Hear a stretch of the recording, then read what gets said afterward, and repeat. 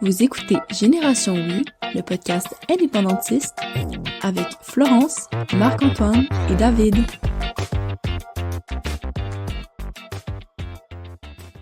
Bonjour tout le monde et bienvenue à un nouvel épisode de Génération Oui. J'espère que vous allez bien. Aujourd'hui, c'est un épisode très spécial. Je le sais, je me répète à chaque épisode, mais chaque épisode est un épisode unique, vous le savez.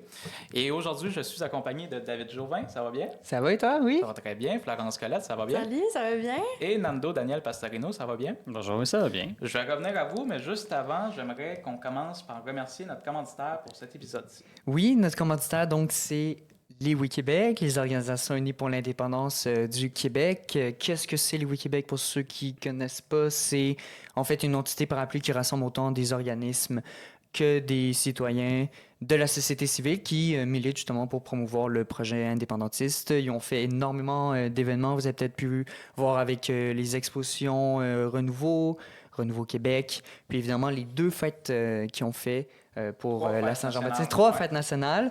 Laurier, La Fontaine, au Parc La Fontaine, Parc Laurier. Et deux fois au Parc Laurier. Donc voilà, les Oui-Québec qui nous ont d'ailleurs aidés pour notre campagne de sociofinancement. Alors, on les remercie énormément pour ça. Puis, généralement, ils nous aident beaucoup pour organiser. Puis, quand on a des événements, ou notamment, on veut faire certaines choses, des produits indépendantistes. Donc, ils ont de l'équipement et ils acceptent toujours de nous prêter. Alors, on voulait vraiment remercier les Oui-Québec qui nous soutiennent toujours. Vous avez évidemment leur lien en description, leur site. Ils commencent vraiment, d'ailleurs, vous avez peut-être vu ça dans les derniers mois, ils ont commencé à faire une sorte de butin de guerre pour la prochaine campagne référendaire qui... le plus tôt possible. Le plus tôt possible, on l'espère. Donc, c'est ça, si vous voulez les soutenir par des dons ou juste voir les activités ou vous impliquer même bénévolement ou vraiment vous impliquer, vous pouvez directement les rejoindre. C'est donc en description. Effectivement, les Oui-Québec, une super organisation qui rassemble des citoyens et des citoyennes de partout au Québec, qui font des super événements culturels un peu partout au Québec. Ça vaut la peine d'y jeter un coup d'œil. Également, Florence, veux-tu nous parler de la boutique 50% plus 1? Ben oui, si vous ne connaissez pas la boutique 50% plus 1, c'est une boutique en ligne. Ils ont des chandails, ils ont des porte-clés. Oh oui, Nando, le mannequin pour la journée, il porte un beau chandail. Donc, c'est vraiment une manière de justement montrer vos couleurs, de vous afficher dans ces beaux chandails. Ils font des porte-clés, ils font des savons, ils font des livres. Je sais pas qu'est-ce qu'ils font pas. Donc, je vous invite à aller voir. Il y a le lien du site Internet en description. Puis nous, on a aussi un beau code promo de 10%. Donc, ne manquez pas votre chance d'appuyer vos couleurs ou du oui. Puis ça permet, effectivement, ça permet de s'afficher avec des beaux produits parce qu'on le voit, le chandail est magnifique, il te va super bien dans le dos. Je pense que c'est moi qui va bien. Effectivement. Puis, donc oui, puis on a un code promo, Génération Oui, tout en majuscule. De toute façon, vous allez retrouver toutes les informations dans la description de la vidéo. Donc, comme je le disais, on va parler de notre nouveau studio. Ça a été des mois de travail acharnés. On va également parler de notre campagne de sociofinancement. On a eu des belles surprises à travers de cette campagne-là. On est très, très, très fiers de ce succès-là. Puis, on va parler de l'actualité politique, évidemment, parce que ça nous passionne, vous le savez. Commençons par vous présenter. Je ne l'ai pas fait, ça. Non. C'est dans le dernier test. David, si on fait un tour de table pour se présenter, je te laisserai la balle au bon. Oui, alors pour les personnes qui nous ont rejoints en mi-saison 2 ou qui nous rejoignent en ce moment pour cette saison 3, mon nom est David Jouvin, je suis un étudiant universitaire en communication politique à l'UQAM. Je milite également de manière personnelle pour le Parti québécois. Puis je suis impliqué depuis le début de la saison 2 avec Marc pour Génération Oui. Je l'avais rejoint, en fait. Il y avait une candidature, il y avait des places. Ça me tentait de... J'étais un mordu de politique, je suis toujours un mordu de politique, j'aime ça. Donc, je me disais, c'est une belle expérience. Puis, je suis vraiment très fier de renouveler ma présence pour cette saison 3. Puis, de faire ça, justement, dans notre nouveau studio que j'aime énormément, qui, je trouve, incarne beaucoup plus nos couleurs. Puis, ce qu'on essaie de véhiculer dans notre balado que de louer un de nos studios. Donc, je suis vraiment très fier d'être là, dans ce studio, pour cette saison 3, avec vous. Puis, je suis très content aussi pour les gens qui nous écoutent, que vous apprenez à me découvrir. Puis, j'ai très hâte de poursuivre justement cette application avec vous, avec les invités qu'on aura. Puis, c'est pas mal ça. Exactement. Puis pour celles et ceux qui ne te connaissent pas, puis qui apprennent à te découvrir, puis qui aiment tes analyses, tes questions, ils peuvent te suivre sur les réseaux sociaux. J'en fais beaucoup. Sur Instagram, sur Twitter, j'aime beaucoup ça te lire, puis je Oui. pense qu'on gagne à te lire. Ah, merci. On est très content de t'avoir parmi nous. Florence, si tu veux te Oui, présenter. bonjour tout le monde. Je m'appelle Florence Colette. J'étudie, je fais le bac en enseignement au secondaire en éthique et culture religieuse. Puis le cours change, ça va s'appeler Culture et citoyenneté québécoise. Ça touche un peu Génération Oui, là, on pourrait dire. Je milite aussi pour Québec solidaire depuis 2 ans. Donc, j'aime ça apporter ma petite couleur QS parmi les péquistes autour de moi. Puis je trouvais ça important. Quand j'ai voulu m'engager au podcast, c'était pour apporter un peu tout ce qui est la question du féminisme. Là, je trouve ça super important d'en parler parce que pour moi, l'indépendance, c'est comme vraiment un moyen merveilleux pour justement garder nos droits en tant que femmes. Fait que je trouvais ça super cool quand j'ai entendu qu'il y avait un podcast un balado en français, qui parlait justement de l'indépendance. Fait que donc j'apporte cette petite touche-là. Mais ils sont quand même assez informés sur le féminisme, donc j'éduque personne, là, vraiment. On est très content de t'avoir autour de la table. Puis comme tu le disais, tu t'impliques à Québec solidaire, donc c'est super d'avoir différents points de vue, différentes...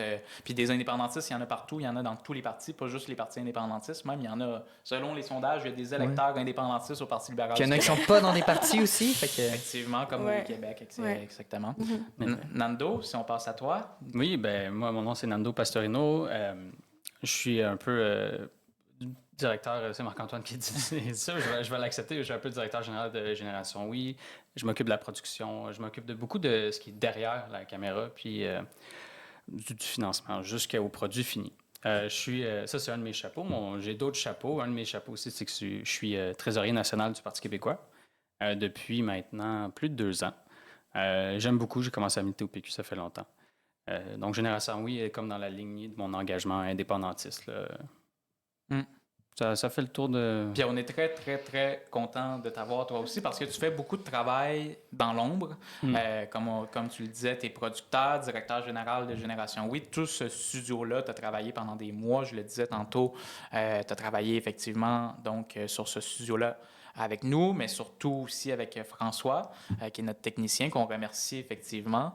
Donc, on te remercie pour tout ton travail dans l'ombre. C'est toi aussi qui trouve les commanditaires, qui est en lien avec toute cette partie-là un petit peu plus administrative. Donc, on est très choyés de t'avoir parmi nous, puis on est très content que tu sois devant la caméra aujourd'hui. Je me sens chanceux de vous avoir dans l'équipe, puis que vous fassiez le gros du travail devant la caméra. Ce qui est exceptionnel, c'est que toute notre équipe est bénévole. Faut le dire quand même. Là, on s'implique toutes à fond. On fait du travail, beaucoup de travail dans l'ombre aussi, parce qu'il y a toute la partie devant la caméra. Présentement, ça se voit plus, mais tout ce qu'on fait en dehors, les réseaux sociaux, la planification des épisodes, contacter les invités, c'est beaucoup de travail qu'on fait exclusivement de manière bénévole parce qu'on est passionné par la cause, puis on s'en plaint pas.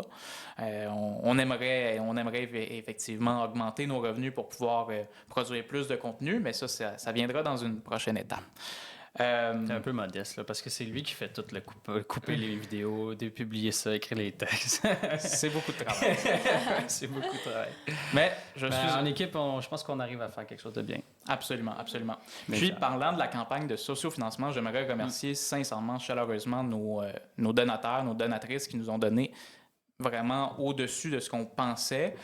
C'est vrai que le studio nous a coûté cher, plus cher que ce qu'on pensait, effectivement, au début. Je pense que si on en parle un peu, on peut prendre le moment. Au début, je pense qu'on avait budgété à 2000 $ nos dépenses prévues. Après ça, on a recalculé, on s'est fait un budget, on est allé voir exactement combien que ça coûtait chaque élément, puis on s'est rendu compte qu'on va peut-être avoir besoin d'un 5000.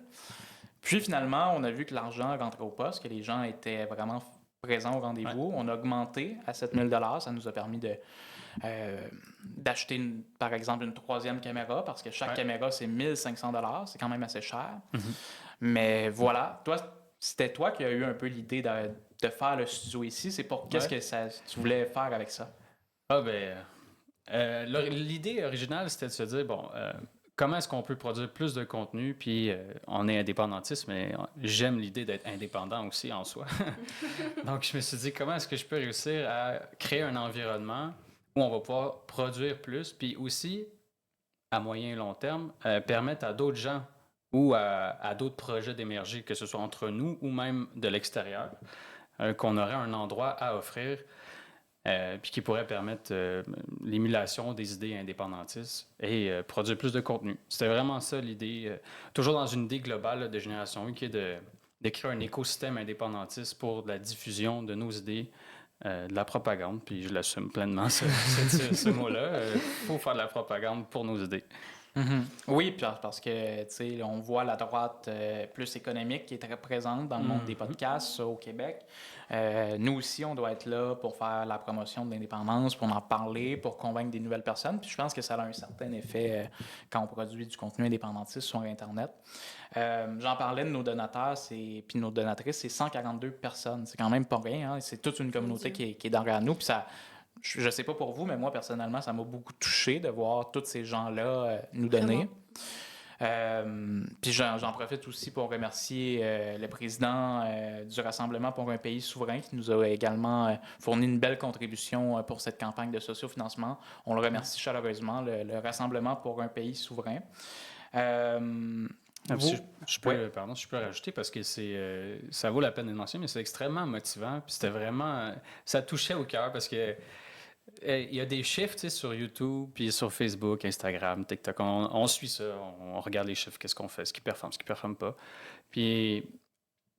Mais là, c'était comme concret, c'était vraiment un engagement. Les gens ont donné de l'argent en se disant « OK, on croit en votre projet, on croit que vous allez réussir à faire quelque chose. » Fait qu'on sentait une lourde responsabilité d'arriver avec quelque chose de beau aussi. C'est pour ça que ça a été plus long qu'on pensait, parce qu'il y a beaucoup de défis logistiques dans tout ça. On n'avait jamais fait ça, ni toi ni moi, là, de monter tout ça de zéro.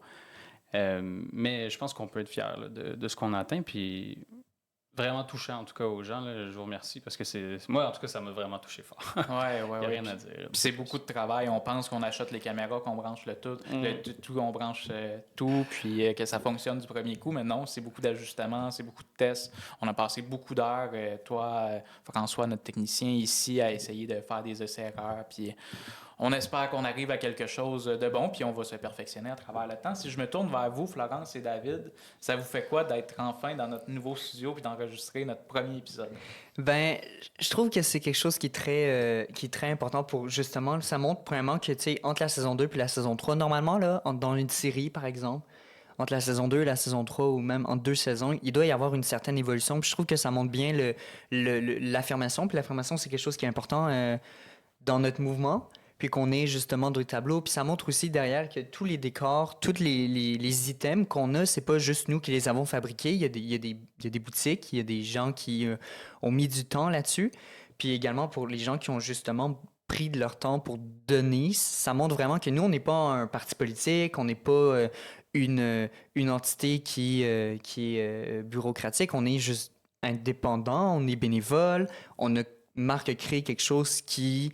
Aujourd'hui, on est capable d'aller chercher des élus, on est capable d'aller chercher du monde, puis je sais pas vous, mais moi, je vais dans des événements des fois, puis les gens me reconnaissent, fait qu'on a une certaine présence, puis une présence positive, parce que le mouvement indépendantiste a un élan en ce moment, et de voir que justement, comme nous, comme les Wikibéc, comme tout autre, justement, politique, apolitique, des entités qui montrent justement une certaine...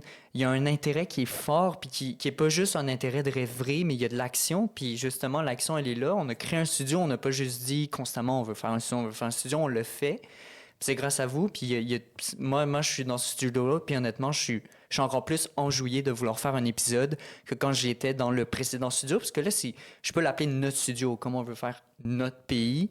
Je me sentais plus dans le Canada, si je peux faire une genre d'analogie quand j'étais dans l'autre studio. Je me disais, OK, je partage des idées, mais on n'est pas vraiment sur notre territoire. Là, on est dans quelque chose, puis il va certainement évoluer. On va ajouter des affiches. Puis je trouve que vraiment, c'est une étape importante. Puis surtout, le fait que c'est pas juste nous qui pouvons l'utiliser, c'est vous. Si vous avez un projet, vous venez nous voir, puis on essaie de s'organiser. On a fait vraiment du matériel. On l'a pas juste pris pour nous, mais pour le mouvement.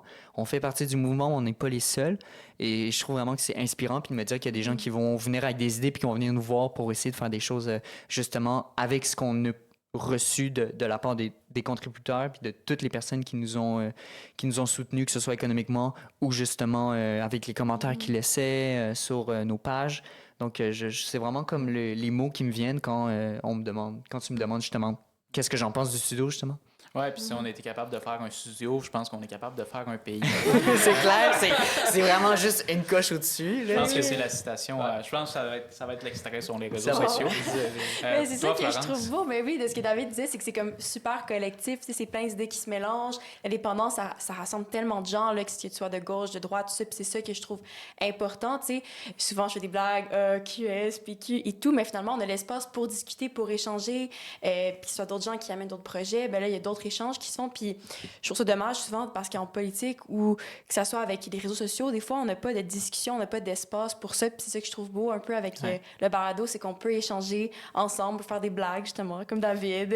On peut parler plus sérieusement. Donc, c'est comme un parfait mélange pour moi à ce niveau-là. Fait que j'ai tellement hâte de voir c'est quoi les épisodes qui vont venir, qui va être les invités, ça va être quoi les prochaines blagues de David sur l'indépendance, quel jeu de mots. Fait que non, je trouve ça quand il me parlait du studio, j'imaginais pas que ça allait ressembler à ça. Vraiment, c'est vraiment incroyable. Ouais. Ben, tout le crédit, ou à peu près, te revient, Nando, avec ceux et celles avec qui tu as travaillé. Donc, encore une fois, je te remercie François, je remercie Patrice aussi qui nous a donné un bon coup de main. Je suis vraiment chanceux de vous avoir dans mon équipe, Florence et David aussi. Pleure pas, David, ça va aller. Puis, justement, parlons de la prochaine saison. Tu parlais d'invités. Qui que tu aimerais recevoir à ce micro? C'est difficile, hein? C'est dur, hein? C'est difficile à dire. Il y a tellement de gens que des fois, on n'associe pas avec l'indépendance, mais je pense que ça pourrait être des gens qui pourraient être aussi pertinents. Peut-être des gens plus comme ici dans la mairie, tu sais, des gens, des maires, ça pourrait être assez pertinent. Par contre, je sais pas s'ils seraient à l'aise, mais je me dis que ça pourrait être cool, tu sais, d'avoir une mairesse ou d'avoir des gens qui touchent un petit peu plus loin au fédéral, au provincial, quand même, il faut réserver provincial. Je trouverais que c'est peut-être pertinent. Des artistes aussi, comme j'en avais parlé un peu dans la saison 2, des artistes, des humoristes. Donc, j'ai bien hâte de voir ça avec qui, mais j'ai comme pas un nom en tête. Je sais pas si vous avez des noms qui vous... Ça fuse. Ça fuse. Je vais pas toutes les donner. Mais il y en a 2, 3. Là. Il y a des gens que je me demande s'ils sont indépendantistes. Tu sais, je sais qu'ils sont clairement fiers d'être québécois, puis ils l'affichent, ils l'expriment, mais est-ce qu'ils sont prêts à dire « je suis indépendantiste » puis à nous expliquer comment ils l'ont fait? Tu sais, c'est quoi leur cheminement, tout ça? Mais je pense à des gens comme Fouki. Moi, j'adorerais avoir Fouki. Je l'adore comme artiste. Manu Militari... c'est le monde du rap que je connais plus, mais beaucoup des artistes, je pense que ça serait le fun. Un mélange de ça, puis des gens plus connus, puis des gens de l'ombre, mais qui ont fait des choses incroyables. On réalise pas, mais mettons, là, il y a le nouveau député là, du Parti québécois, Pascal Paradis. Moi, je le connaissais pas du tout là, avant qu'il se lance au PQ, mais il a fondé Avocats sans frontières, c'est une organisation de 200 personnes. Au Canada, oui. C'est énorme, là. Puis c'est un indépendantiste depuis toujours. Il doit en avoir d'autres, des gens comme ça, qui ont fait des choses ou qui font des choses extraordinaires, qui sont indépendantistes, puis qui pourraient venir nous dire, parler de leur expérience, de ce qu'ils ont vu à travers le monde, de ce qu'ils ont vu ici aussi. Ça serait le fun de permettre de découvrir aussi certaines personnalités. Là. Toi, David? Moi, j'irais dans un autre registre parce que quelque chose que j'aime énormément, puis ça vient plus de mon côté à l'université, tout ça, j'aime beaucoup me donner des défis. Puis un des défis que j'aime énormément, c'est de parler avec des gens que je suis pas d'accord avec. Et je trouve que ça peut être un exercice qui est, en premier abord, corsé. Mais je trouve que, justement, inviter quelqu'un qui est fédéraliste puis qui assume, justement, le fédéralisme, ça montrerait peut-être, parce que... Puis moi, je le fais aussi, là. On aime ça, entre fédéralistes puis indépendantistes, s'attaquer un peu. « Ah, vous avez volé le référendum. » Puis là, ils nous disent « Ah, vous, de toute façon, protection de la langue française, il y a quoi d'autre? » Mais en réalité... Ils n'ont rien à dire. mais c'est de dire que, vraiment, je veux dire, en vrai, là, en présentiel, puis pendant 1 heure, puis on essaie de comprendre un peu le parcours parce que moi, c'est quelque chose, puis c'est un biais, puis je le conscient. Quand je parle à des gens indépendantistes, il y a tout pour moi dans ma tête, c'est profond d'être indépendantiste. Mais fédéraliste, je sais pas trop c'est quoi, tu sais, la profondeur. Pas juste de dire j'aime pas les indépendantistes, donc je suis fédéraliste, mais vraiment quelque chose, c'est quoi le cheminement? Fait que moi, je veux dire, on a quelqu'un qui s'est annoncé comme étant candidat, Denis Coderre. On a aussi des gens dans la commission jeunesse du PLQ qui sont des jeunes qui s'impliquent dans un parti qui a été historiquement assez fort puis qui traverse un peu un moment un peu difficile. Donc, qu'est-ce qui les motive justement à travers ça? Fait que j'irais à travers, justement, au moins, inviter peut-être un fédéraliste. C'est quelque chose que, pas juste pour pendant une heure, on s'envoie des dualités, on va garder ça sur X, mais vraiment pour qu'on ait une discussion, puis quelque chose que, tu sais, on invite des gens, puis on assume déjà, on est d'accord, puis on ne se donne pas vraiment de défis, mais je veux dire, pour confectionner les questions, ça demanderait penser différemment. Comment on se prépare, ça demanderait différemment que si tu parles à quelqu'un qui est d'accord avec toi. Puis on parle beaucoup des chambres d'écho, puis je pense pas qu'on est à ce niveau-là, mais ça reste que quand tu parles à quelqu'un qui est d'accord avec toi, je veux dire, dans la fin de la journée, vous êtes d'accord, mais là, à la fin de la journée, on va rester en désaccord. Fait que comment est-ce que ça mènerait la discussion? Moi, c'est une question que je me suis toujours posée. Fait que, je veux dire, Denis Coderre, on a Antoine Diane Charest aussi qui est assez connu. Puis sinon, ben évidemment, on a les gens de la commission jeunesse du PLQ. Fait que c'est les premiers noms que j'ai en tête. Puis sinon, ben évidemment, Sugar Sammy, si tu veux venir. Si tu veux venir. Ça serait... Non, mais sérieusement, ça serait comme mon... Puis sinon, évidemment, je suis d'accord avec des artistes. On a eu des artistes, d'ailleurs, j'ai été dans une soirée humour qui était organisée par les Jeunes Péquistes. Il y avait des artistes, je les ai bien aimés. Fait que... Puis on a aussi des bons artistes. La personne qui joue dans Fugueux, je pense qu'elle est indépendantiste. Donc, voilà, ça serait vraiment intéressant de recevoir des personnalités comme ça qui parlent pas... énormément qui sont indépendantistes puis qui le sont pourtant. Alors, ce serait mon choix. Ce serait la place idéale pour pouvoir justement parler de leur conviction indépendantiste, Oui. etc. Puis l'épisode avec Biz, qui a vraiment extrêmement bien fonctionné, on va se le dire, là, je pense qu'effectivement, se tourner vers la culture, beaucoup, ça nous fait vibrer parce qu'on parle beaucoup de la protection de la langue française, mais au-delà de la langue française puis de la protection de notre belle langue, on veut aussi faire vibrer notre culture, puis notre culture, elle est vivante, il faut s'en occuper aussi. Fait que je pense que c'est une belle vitrine pour des artistes qui soient indépendantistes ou qui sont en voie de devenir indépendantistes, de venir à notre micro s'exprimer sur le sujet. Je pense que c'est effectivement Jer Alain. Oui, voilà, c'est ça. Qui est un humoriste bien connu, qui a un excellent podcast. Fait que oui, ce serait pertinent. Si on parle de la saison 2, quel a été votre épisode préféré, le plus marquant, si on veut? Moi, avec l'actualité qui s'est produite, je dois dire, même si je suis biaisé, que l'épisode avec Émilie m'a énormément plu. Et je trouve que c'est vraiment une discussion qui est super intéressante. Puis, tu sais, il y a beaucoup de politiciens, des fois, qu'on se dit, tu sais, je voterai pas pour le parti, je voterai pour elle, juste pour dire que, tu sais, la personne, elle prend beaucoup plus de place que le parti qu'elle représente, puis, tu sais, de manière région. Puis c'est vrai que, tu sais, les régions, dans le projet indépendantiste, c'est important de les inclure. Puis quand elle parlait de souveraineté régionale, je trouve que c'était vraiment, elle avait une approche qui était vraiment pertinente, puis toutes les personnes qui n'ont pas écouté cet épisode devraient l'écouter honnêtement parce que c'est pour moi celui qui m'a le plus inspiré, même si j'ai énormément aimé l'épisode avec Biz, évidemment, que j'ai fait.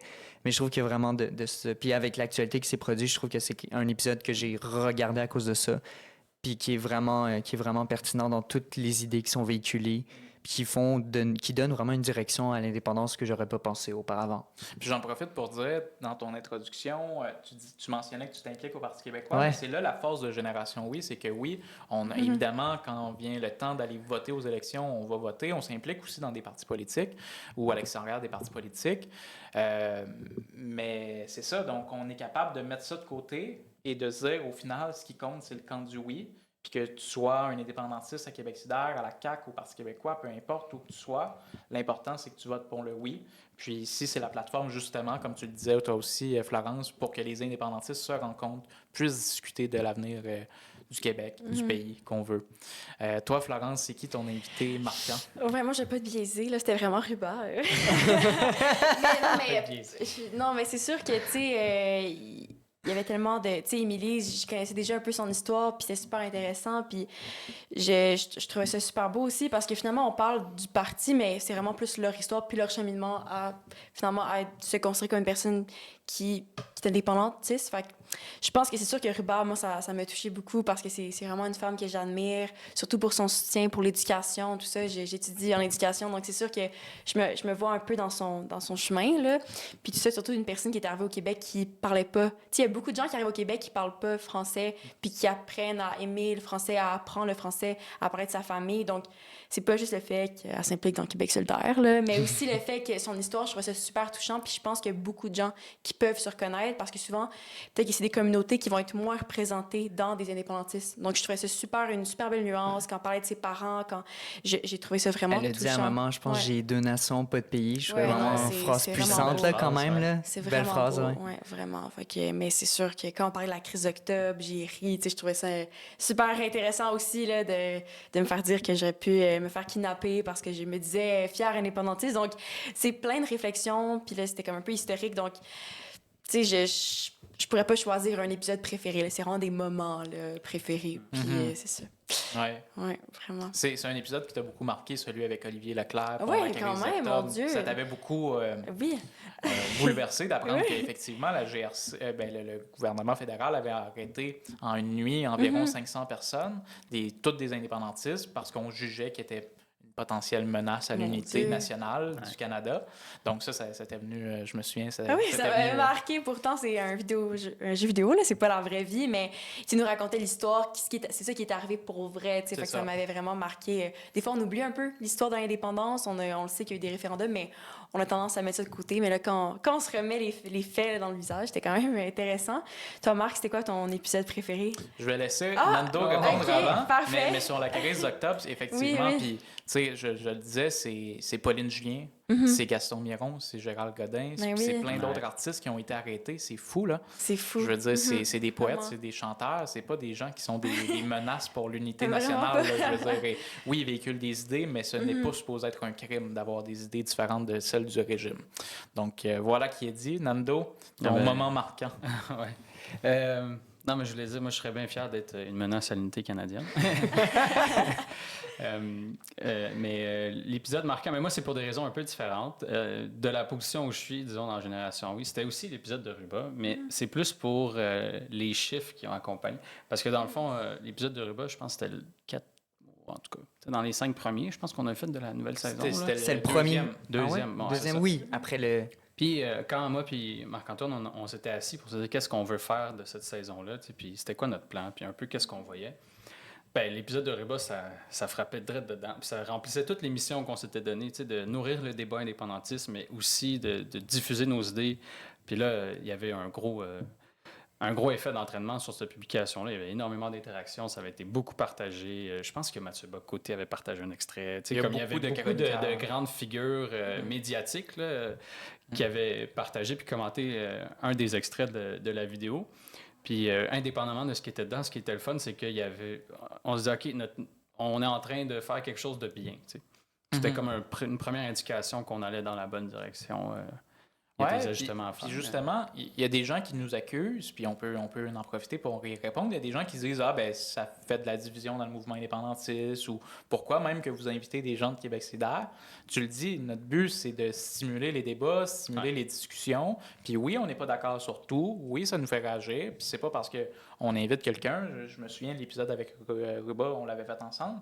On n'est pas nécessairement d'accord avec tout ce que notre invité dit. On est d'accord sur l'essentiel, il faut faire du Québec un pays. Après ça, il y a des choses qui vont être dites, qu'on ne sera pas nécessairement d'accord, mais on est là pour écouter. Puis après ça, on peut se faire notre idée, puis ça permet d'aller en profondeur dans la pensée indépendantiste, parce que Ruba Gazal, si on ne l'avait pas invité à ce moment-là, si on ne lui avait pas posé cette question-là, Bloc québécois ou NPD, on ne l'aurait probablement jamais su. Donc, c'est grâce à Génération Oui qu'on a eu cette discussion-là. Fait qu'il faut le dire. Puis c'est le but un peu de stimuler des discussions. Si je peux ajouter aussi, c'est important aussi de pas, tu sais, on n'est pas là pour comme, moi je suis péquiste, je suis pas là quand je reçois des gens de QS de commencer à les blaster, puis quand on reçoit des gens du PQ, je leur donne des fleurs. Donc, il y a des gens qui nous disaient un peu qu'on était peut-être mollo, mais justement, on reste quand même que quand on est là, on a des discussions, puis le sujet, c'est pas nous. On n'est pas là pour nous commencer à débattre. On a un invité, on a des questions et on lui pose. Donc, quand on va dans des événements des uns ou des autres, c'est important qu'on ait cette réalité. Et s'il y a une fausse information qui est donnée, là, évidemment, on va intervenir. Puis des fois, dans l'épisode de Ruba, je me rappelais que même Marc, des fois, posait des questions. Puis je veux dire, c'est ça notre affaire. Il y avait une discussion, il y avait quelque chose qui a été mis, puis on mettait pas ça. Ah, OK, d'accord, on essaie de stimuler ça puis d'avoir vraiment une explication derrière ça. Puis c'est vraiment valable pour tous les épisodes. Donc, quand on reçoit des gens, on n'est pas là justement pour nous intervenir, mais on est là pour faire intervenir quelqu'un. Donc, c'est pour ça que je trouve que c'est important ce que tu dis. Puis ça montre aussi que, je veux dire, Génération Oui, c'est à propos des discussions, c'est à propos des échanges. Puis les échanges sont des fois corsés. Puis c'est ça le mouvement indépendantiste, comme n'importe quel mouvement, comme la gauche, la droite, n'importe quel spectre dans l'échelle politique. Et c'est nécessaire. On doit avoir ces discussions-là, même si elles sont difficiles, elles sont nécessaires parce qu'on peut pas juste. On n'est pas dans un monde De bisounours. de bisounours. On Ouais, est ouais. dans Ouais. le monde de la politique. Puis c'est des choses qu'on doit avoir. Puis c'est Donc, normal qu'il y ait une confrontation oui. des idées. Puis moi, j'adore ça, faire ça dans nos épisodes. Ouais. Laurence, t'aimes un peu moins quand Ben, je c'est fais comme ça. l'épisode qu'on avait eu avec Mégane Perry-Melançon, qui est une super figure dans le PQ et qui s'implique beaucoup. Moi, je la trouvais super intéressante, mais quand on parlait de féminisme, c'est sûr qu'on voyait pas le féminisme de la même manière. Donc, c'est sûr que ça m'avait un peu... OK. Puis c'est ça, tu peux lui poser des questions. J'ai OK. posé des questions pour comprendre, elle, pourquoi, tu sais, parce que moi, je le sais comme pourquoi, je pense de ma manière, pourquoi le féminisme intersectionnel, c'est important. Je le sais, j'ai compris pour moi, mais je vais comprendre, elle, sa vision du féminisme. Puis finalement, c'est un échange super intéressant. On s'est pas convaincu, mais on n'est pas là pour ça. Non. Puis si un jour le Québec devient un pays, il va y avoir des partis de gauche, il va y avoir des partis de droite. Là. Je pense que c'est pas... On va pas être un pays qui va pas avoir là, de partis de gauche puis de droite. On va pas être comme ça. On va être... Ben, il y a nos amis de chez Yann et Frank là, qui pensent que, que ça peut juste être l'enfer communisme, mais mettons, on va laisser Ah. le Ouais, ouais, C'est ouais. un petit clin d'œil que je leur fais. Clin d'œil bien mérité. Ah ouais.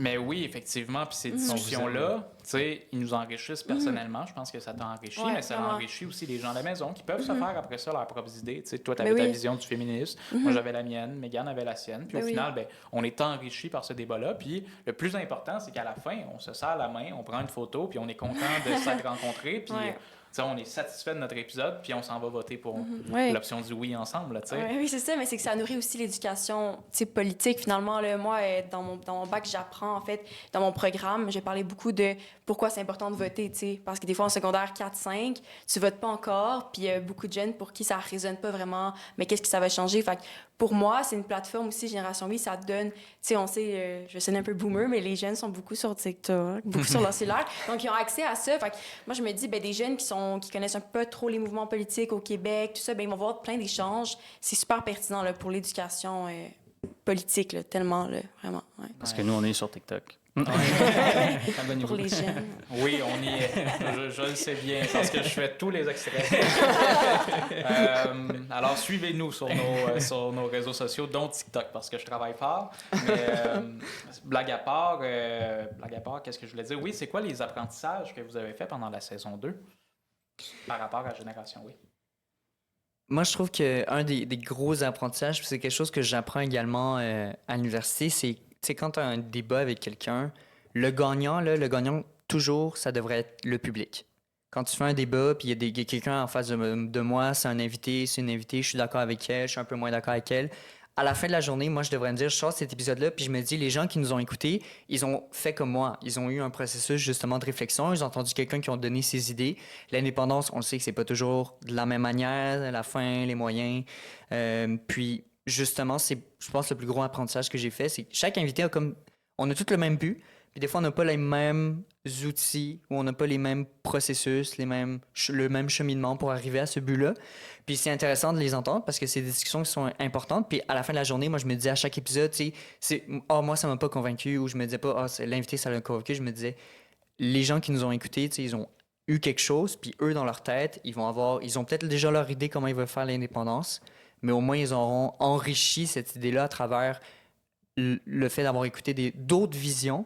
Puis je pense que c'est vraiment la chose qui est le plus intéressante. Puis autant d'invités, pas juste des politiciens, pas juste des artistes, un mélange des deux, ça montre vraiment que le mouvement indépendantiste est tellement pluriel, il est tellement diversifié, il est tellement, j'allais dire multiculturel, c'est peut-être pas le mot, mais je veux dire très interculturel. Et donc, c'est... pas sûr que tu peux mélanger ce concept.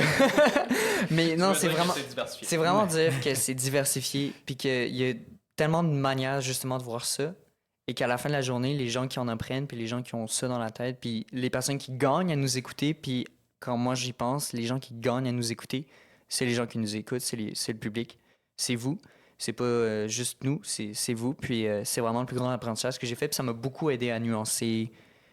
Alors, si ça vous convainc pas d'écouter Génération Oui, je sais pas qu'est-ce que ça va vous prendre, parce que là, vraiment, il l'a dit, vous gagnez à écouter Génération Oui.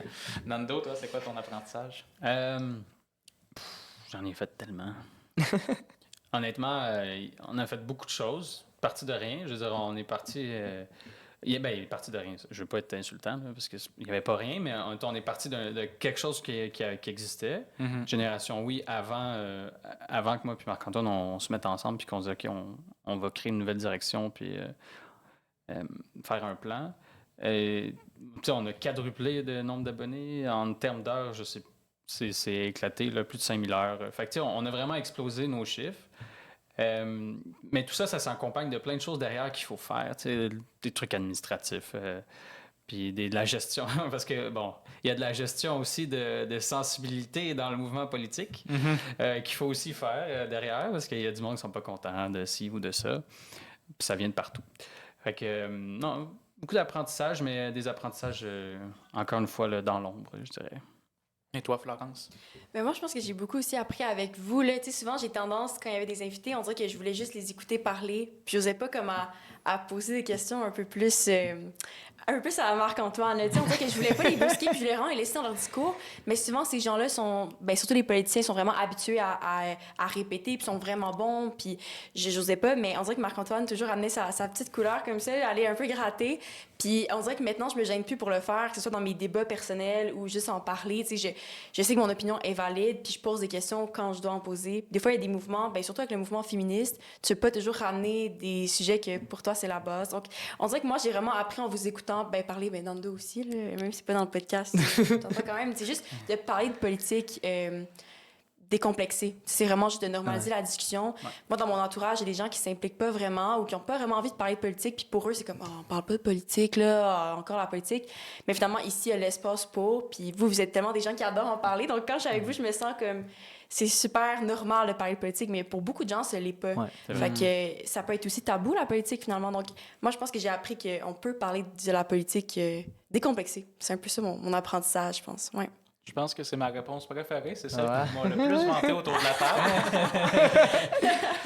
table. Mais oui, effectivement, c'est des beaux apprentissages. On va continuer à en faire, je le présume. Ouais. Parlons un peu de l'actualité politique des derniers mois, parce que là, on est pendant l'été, donc ça tourne un petit peu au ralenti au Québec. Ça tourne un petit peu plus vite aux États-Unis en ce moment, puis en France aussi. Mais parlons un petit peu plus du Québec. Le Parti québécois est premier dans les sondages depuis quelques mois. Qu'est-ce que ça vous dit sur la conjoncture politique? Moi, si je vais un peu d'une analyse, je dis que en fait, il y a trois raisons à ça. Ce serait comme mes trois raisons. Premièrement, on a un cheminement assez... un grand... ça va très bien chavirer. C'est le mot que j'ai perdu mon mot, mais grosso modo, ce qui arrive, c'est qu'il y a un gros mouvement de bascule. Là, on était le Québec, c'était bipartiste. Là. Il y avait le Parti libéral, puis il y avait le Parti québécois, puis là, la CAQ est arrivée. Il y a beaucoup de gens de fédéralistes, souverainistes qui sont partis justement dans la CAQ, puis là, il y a comme un peu une implosion qui se passe. On n'est plus trop sûr en 2026 si ça va rester comme ça a été en 2022. Et donc, le parti qui bénéficie de ça, c'est le Parti québécois. Puis je me demande, est-ce que ça s'explique à travers justement le fait que la CAQ est un peu comme tout parti politique, à un moment donné, il y a l'épuisement du pouvoir? Est-ce que c'est également que le projet indépendantiste est présenté de manière très neuf, très jeune, très frais? Il y a une manière qui est très... qui sort de ce qu'un Pauline Marois ou Lucien Bouchard aurait pu faire, où il y avait plus une sorte de gêne, peut-être, à parler du mouvement indépendantiste. Là, avec Paul Saint-Pierre Plamondon, c'est clair que c'est de l'affirmation. C'est comme, OK, on va faire le premier mandat, c'est le référendum sur l'indépendance. C'est affirmé. Je pense que il y a des gens même qui ont peut-être jamais voté Parti québécois puis qui se disent c'est ce que j'ai voulu ou qui ont voté oui. En 95, là, c'était très proche. Là. Il y a pas, puis il y a des gens aussi qui étaient peut-être plus trop... Donc, je trouve que toutes ces raisons-là, puis aussi le fait qu'il y a d'autres partis politiques qui ont vécu un peu des moments plus difficiles, qui font en sorte que les gens, ils veulent du changement, puis le changement, ils regardent qui est le premier, puis ils se disent... Puis il y a des gens aussi qui aiment énormément la manière dont Paul Saint-Pierre parle de l'indépendance. Puis l'équipe, tu as parlé de Pascal Paradis, je veux dire, il est allé chercher quelqu'un de vraiment inspirant. Fait que ça montre justement que, je veux dire, s'il est capable d'aller chercher que des Pascal, puis des Pascal au féminin également, je veux dire, pour les prochaines candidatures, c'est clair que, je veux dire, il y a quelque chose qui va jouer. Puis je pense que toutes ces raisons-là font en sorte que le Parti québécois est premier. Puis c'est bon pour l'indépendance parce que là, on a un parti qui est premier, qui parle ouvertement d'indépendance, qui assume, oui, pour un référendum. Fait que ça fait en sorte que l'indépendance, je pense, je n'ai pas une grande expérience politique, mais pour très longtemps, l'indépendance est au cœur des sujets politiques discutés actuellement, même presque au même niveau que certains autres enjeux beaucoup plus clivaux, que je trouverais qu'ils devraient voler littéralement toute la place. Mais là, non, on en parle énormément et c'est vraiment inspirant à voir. Donc, les gens à la maison, si vous vous appelez Pascal féminin, masculin, envoyez vos CV. Il semble que le Parti québécois recrute des candidats et des candidates. C'était mon opinion. Mais blague à part, c'est vrai qu'il y avait une hégémonie de la CAQ très, très, très importante. Il y avait beaucoup de péquistes, beaucoup d'électeurs péquistes, beaucoup d'électeurs du Parti libéral du Québec qui étaient à la CAQ. On voyait vraiment les résultats de 2022 qui étaient très, très, très nettement en faveur de la CAQ. Mais là, les choses se bousculent.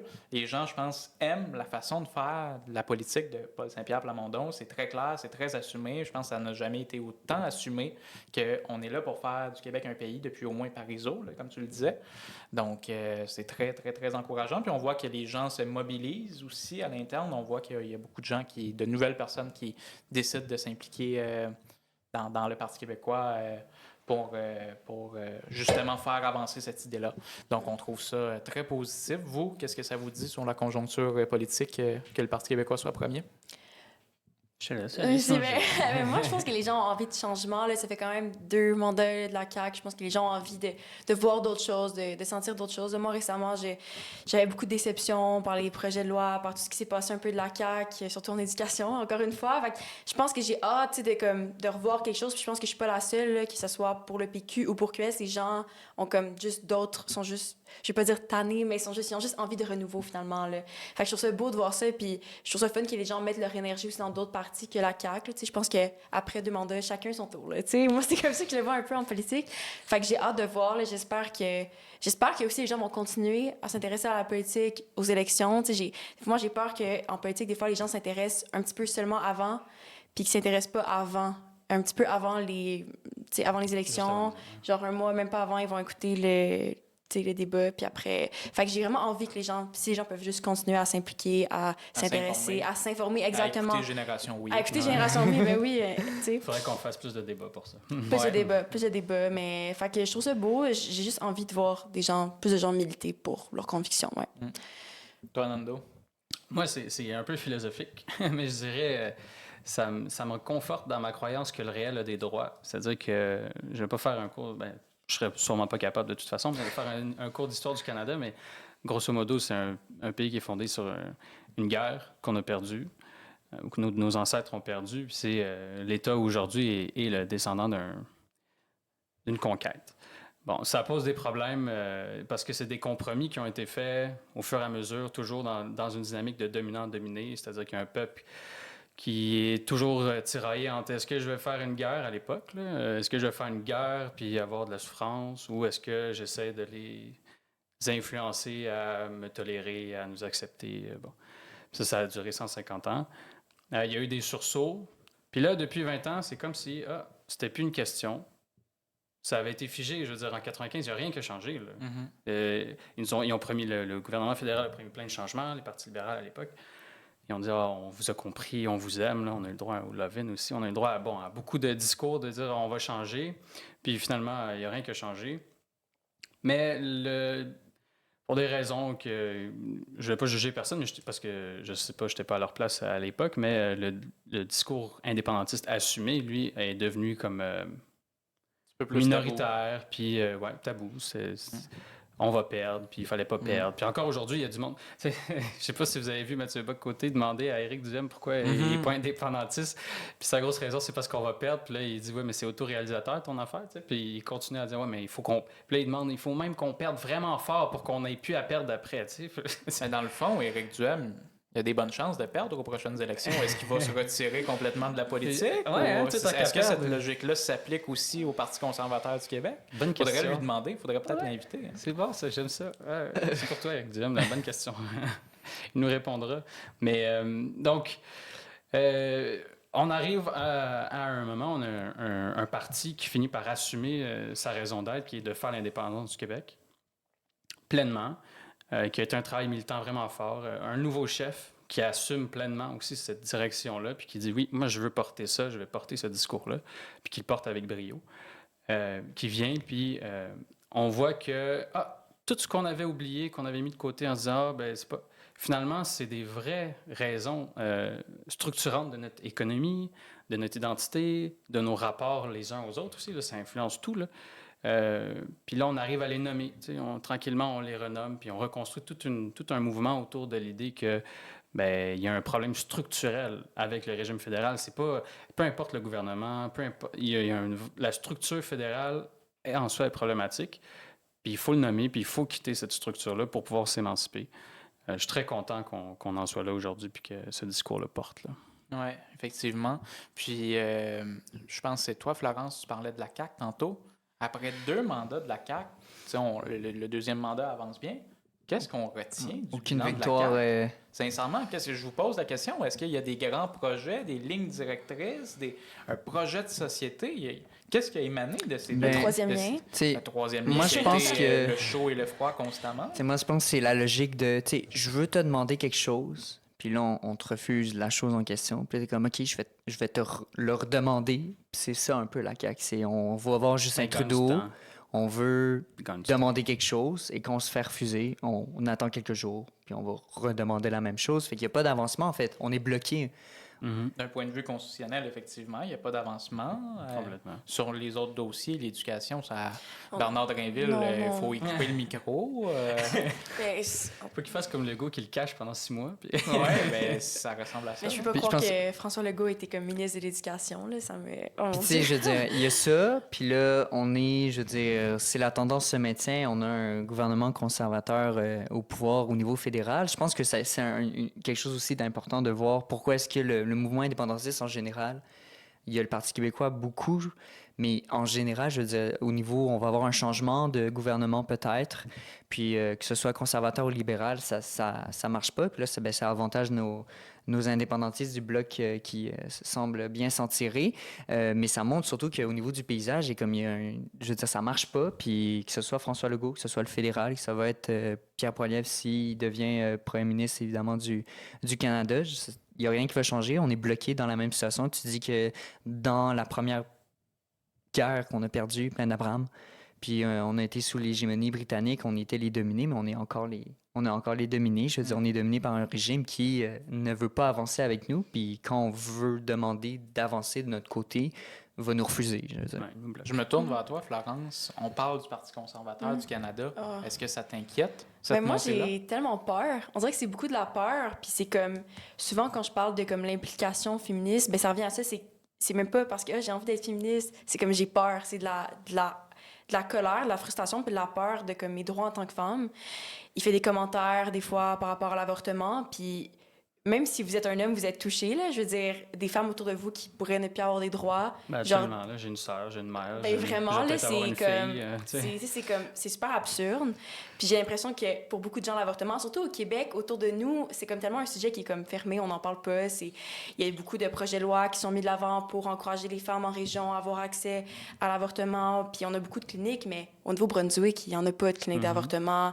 Je pense que c'est en Alberta, qui à chaque année, on l'avait entendu justement dans le podcast, elle en parlait beaucoup, là, de l'avortement, là, exactement. Fait que c'est comme, ça fait vraiment peur. Moi, j'ai peur en tant que femme, puis j'ai peur pour comme...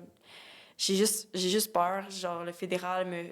Fait que je peux pas croire qu'on est rendu là. Moi, de voir la montée de la droite comme ça, c'est quelque chose d'épeurant. Puis je pense que ça faut se remettre en question. Fait que c'est pour ça que pour moi, l'indépendance, c'est encore plus urgent, là. Je veux dire, je peux pas avoir un monsieur dire mes droits, là. Vraiment, un monsieur qui habite super loin, là. Est-ce qu'il est déjà venu à Montréal? Je sais pas.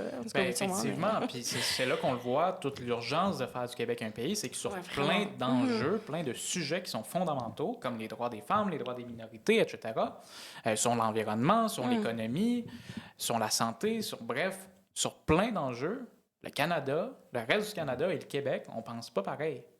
Puis ça se voit, puis c'est frappant là, quand on regarde les sondages d'opinion à travers le Canada. Les Québécois, c'est vraiment une nation distincte. Puis Moi, simplement pour ça, il me semble logique que, comme tous les pays dans le monde, ben, qu'on prenne notre avenir en main, puis qu'on fasse du Québec un pays, puis qu'on prenne nos choix pour nous. On sera des bons voisins. On sera, mais comme coloc, on se tape ses nerfs. Fait que ça vaut mieux de déménager séparément. Vous, comment êtes-vous devenu indépendantiste, Nando? Moi, en fait, c'est parti de... Bon, déjà, ça se comprend à mon nom, mais je viens pas... mon père n'est pas né ici. Mon environnement familial n'est pas du tout C'est indépendantiste. ça, c'est pas Montréal, c'est Joliette, toi. C'est ça. Mon père est péruvien. Péruvien d'origine italienne. Donc, j'ai pas du tout baigné dans un environnement où la nation, ou même, je dirais, jusqu'à un certain point, la culture québécoise était très forte, très présente dans mon quotidien. Mais j'y suis arrivé par un chemin détourné qui était la démocratie. En fait, je devais avoir 17-18 ans, puis je m'intéressais beaucoup à la question de la démocratie, le pouvoir, qui possède le pouvoir, qui dispose du pouvoir, qui décide qui fait quoi, qui a quoi. Puis c'est par ce prisme-là que je me suis comme rendu compte, au Québec, il y a comme un problème. Il existe un peuple qui est capable de se nommer, qui est capable de dire, nous, on existe, qui a un territoire donné, une histoire passée, présente, future, des aspirations. Bref, il existe quelque chose, puis cette chose-là est soumise à l'autorité d'un autre pouvoir auquel elle n'a jamais adhéré, parce qu'il faut quand même le dire, on n'a jamais signé la Constitution. On a signé 1867, puis on avait un gun sur la tempe à peu près. Là. On venait de perdre. Puis là, c'était comme, si vous recommencez, on va tout détruire. T'sais. C'est pas le peuple qui s'est exprimé à ce moment-là. D'ailleurs, ouais. Bon, je suis pas un grand spécialiste de 1867, mais assez pour comprendre qu'on n'a pas vraiment donné un accord libre et éclairé, disons. Puis on l'a jamais donné par la suite. Puis à chaque fois qu'il y a eu une volonté des Québécois de dire, on veut déterminer les règles qui nous gouvernent, ce qui est la base d'une constitution démocratique, il y a une fin de non-recevoir, finalement. Fait que bon, tranquillement, je suis arrivé par là, puis après, j'ai aussi, parce que je n'étais pas sensible, mais à la question de la langue, à l'origine, c'était pas une question qui était importante pour moi, même si je pense que je m'exprime, je lis beaucoup, puis je m'exprime assez bien en français, mais c'était pas une question très prenante. Puis j'ai fini par découvrir tout l'aspect que ça avait beaucoup plus profond que je croyais, puis les impacts que ça a sur même la structure de la pensée d'une personne, puis pourquoi les peuples sont différents, entre autres, parce qu'ils ont des langues différentes. Donc, c'est comme ça que je suis arrivé à l'indépendance. J'ai fait mon bout de chemin. Il y a des causes auxquelles je me suis sensibilisé aussi par la suite. Là. Le nationalisme, qui n'était pas non plus une question originellement qui me touchait, puis ça l'est devenu. Ouais, c'est une excellente raison, effectivement, toute la question démocratique.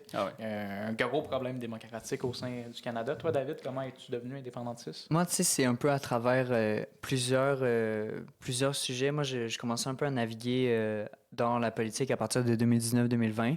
Puis il y a des sujets qui ressortaient. Tu sais, tout ce qui est l'écologie, l'histoire au niveau de tout l'effacement des communautés autochtones, des peuples autochtones, puis tout l'aspect aussi, puis aux manières plus... Tu parlais de philosophie tout à l'heure, mais moi, c'est l'aspect d'affirmation. Tu sais que toute nation, je veux dire, puis c'est pas juste nous, là, c'est les Kabyles, c'est... La Palestine aussi, là. C'est tous des peuples qui ont le droit, justement, de décider par eux-mêmes, parce que, je veux dire, tu sais, s'il y a un peuple qui n'a pas le droit de décider par lui-même, tous les peuples n'ont pas le droit de décider par eux-mêmes. C'est une cohérence je veux dire, on doit avoir les moyens de pouvoir le faire parce qu'on est différent, on n'est pas le Canada. N'importe qui va voyager, il l'a peut-être déjà vécu, tu sais, tu te fais dire « Ah, t'es Canadien? » Non, je suis Québécois. Puis tu sais, je veux dire, c'est quelque chose que tu dis, puis tu y penses pas, mais moi, j'y ai pensé, puis je me disais vraiment, mais c'est à cause de ça. C'est parce que juste, je veux dire... c'est même pas, on peut avoir nos équipes sportives, on se libérer du pétrole, mais juste le principe fondamental que, tu sais, on est un peuple, on est une nation, on a une langue, pour qu'on se fait pas un pays. Puis je veux dire, là, faut que je fasse mon commentaire éditorial là-dessus. Je m'excuse, mais c'est hallucinant comment les Français, tu sais, les Français de France, ils parlent toujours du Canada. Puis quand ils parlent du Canada, ils parlent toujours du Québec. Tu sais, ils disent « Ah, j'ai été au Canada » ou les Canadiens. Mais ils parlent des Québécois, c'est comme, pour eux, le Canada, c'est les Québécois parce qu'ils viennent ici. Puis là, quand ils découvrent le Canada, ils sont comme « Ah, OK, c'est pas les mêmes, là. Comment je les appelle? » Ils sont tout le temps un peu mélangés, tu sais. Moi, ça me fait capoter quand je parle aux Français. Puis ils disent « Ah, t'es Canadien? » Je suis comme « Ben, Ce que tu as en tête comme Canadien, c'est pas vraiment moi, là. Genre. Un Je sais que Canadien, français. ça veut dire Québécois dans ta tête, mais un Canadien, ça existe, puis ils ont toute leur culture, ils ont tout leur monde, puis c'est bien comme ça, mais tu sais, c'est pas moi.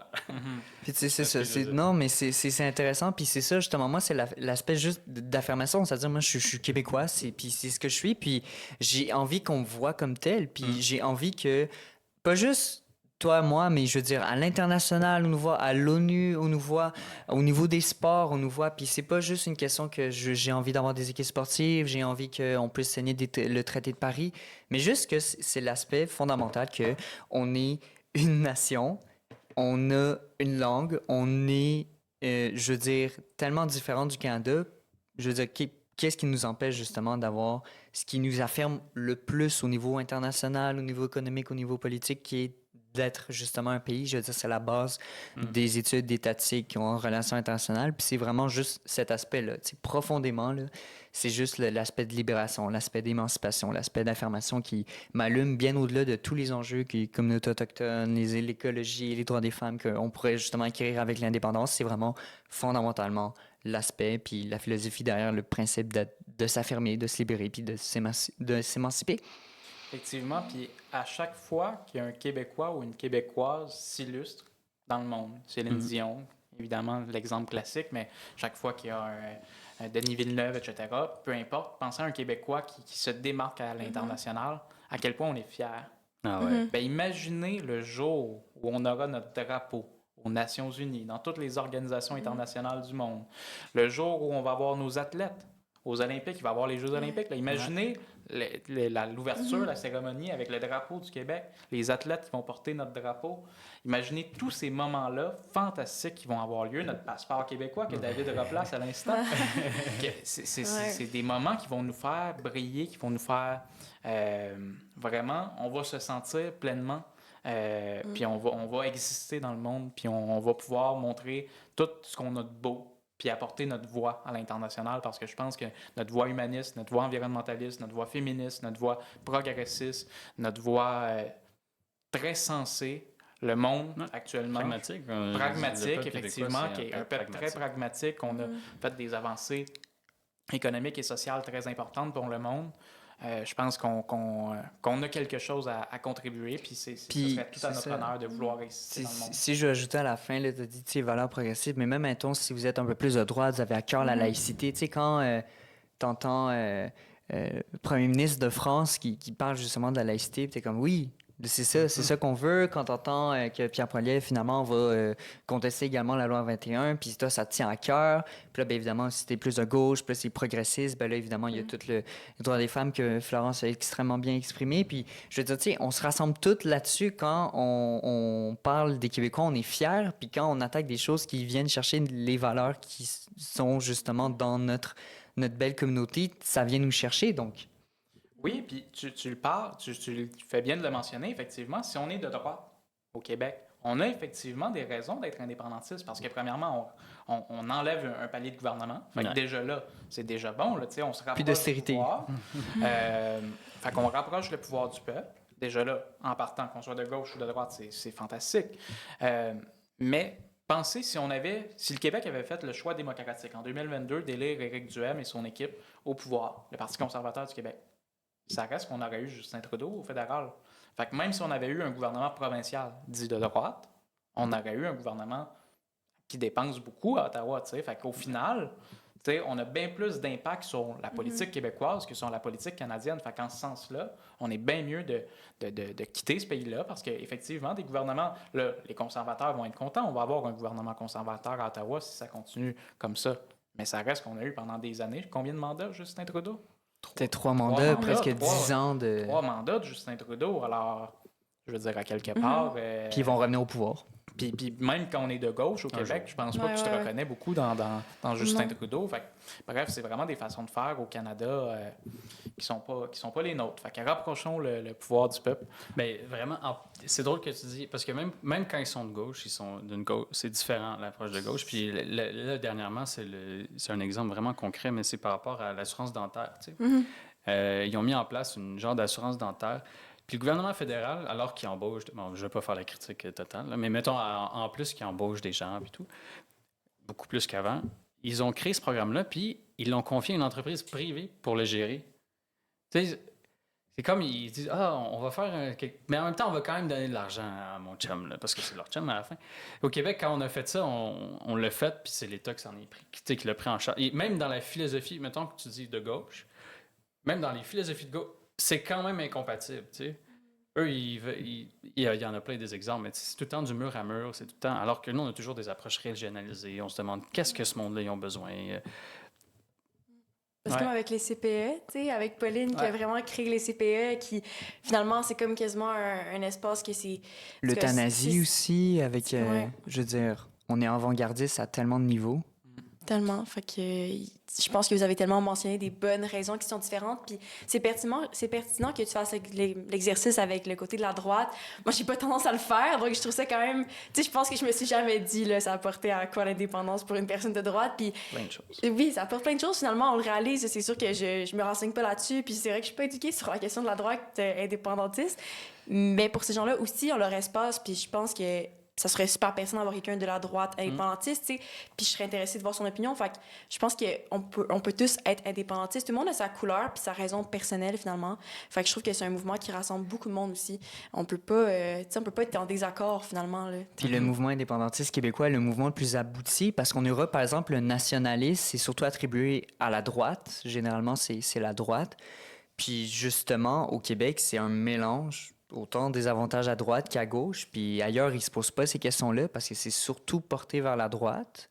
Peut-être de gauche des pays, j'en ai pas en tête, mais ici, je veux dire, c'est un... Dans les pays scandinaves, c'est plus comme ici. Il y a des partis de gauche qui sont très nationalistes. Puis là, on parce est... que en tout cas, pas faire, mais leur dynamique, c'est tout le temps, il y a un État qui protège les citoyens, puis ça existe dans le cadre Nous, on d'une a un nation mélange démocratique. qui est vraiment très, qui est très pluriel. Puis, je veux dire, c'est un mouvement tellement abouti. Fait que...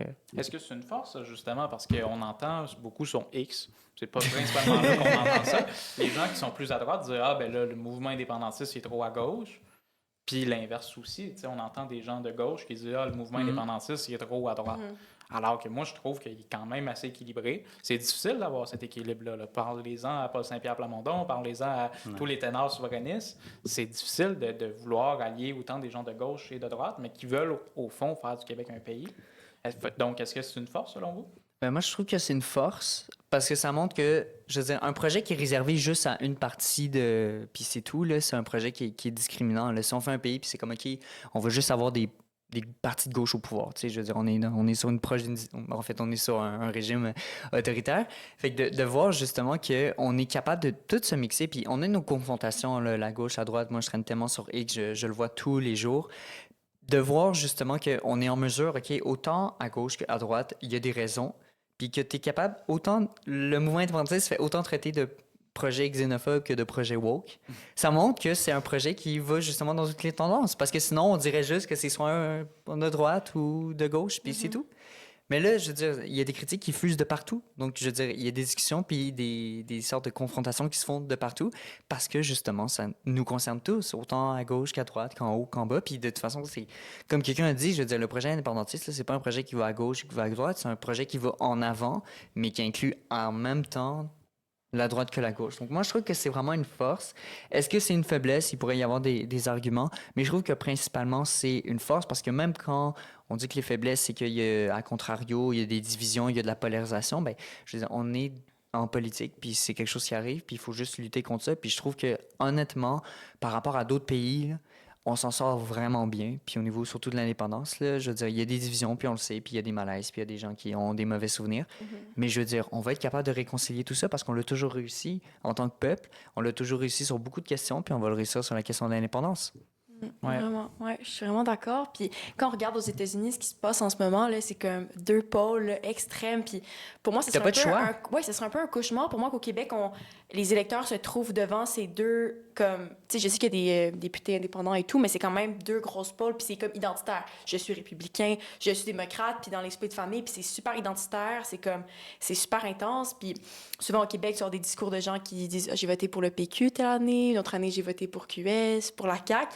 Fait que je trouve qu'au Québec, on a un peu cette beauté-là, finalement, de l'indépendance, ça ramène ça aussi, tu sais. Tu peux être indépendantiste et voter pour le PQ, tu peux être indépendantiste, voter pour QS. Je te pointe, là, mais je pourrais pointer vraiment, ne pas pointer, là. Fait que, tu sais, je veux dire, tu pourrais être indépendantiste et voter pour un autre parti aussi, finalement. Donc, je pense que c'est ça qui est beau aussi. Vraiment, j'espère, au fond de moi, qu'on va jamais devenir comme les États-Unis puis avoir deux pôles extrêmes.